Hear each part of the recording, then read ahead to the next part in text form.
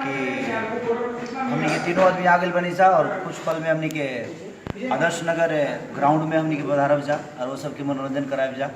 Public के जो मन में रहल कि का जाने भैया आम कि ना आम काहे कि एक बार तनका सब मिस भई रहे ऐसे एकरा प्रति राउर दर्शक जे बानी राउर जनता जे बानी राउर पब्लिक जे बानी राउर फैन बानी वहाँ लोग के का कहें? नहीं हमके कोनो सूचना ही ना रहे वो फल्स सब रहे। अब हमके जब पता रही तब आज ये प्रोग्राम के हमके पता बा, ये प्रोग्राम के बाकायदे हर चीज़ भइल बा। ओकरा बाद हमार अपन वाइट दिले बनी।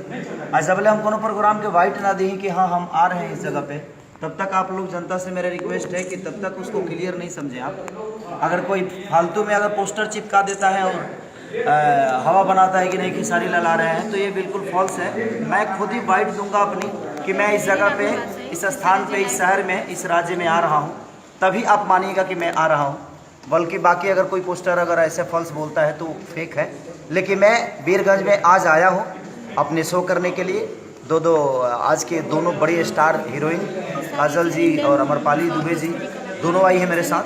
तो आइए और आप बिंदास आइए और ढेर सारा प्यार दीजिए जी। वीरगंज शहर कैसन लगा था भैया जाते जाते बता? अभी तो घूमबे ना कहीं और रेडियो समग्र मधेश 90.4 मेगाहर्ट्ज पल पल हर पल के खबर देलक है। रेडियो समग्र मधेश प्रति अपने के कुछ धारणा? चलिए थैंक यू, सबको प्रणाम और मधेश को मेरी तरफ से दिल से थैंक यू कि आप लोग इतनी मोहब्बत देते हैं। जी बहुत बहुत धन्यवाद।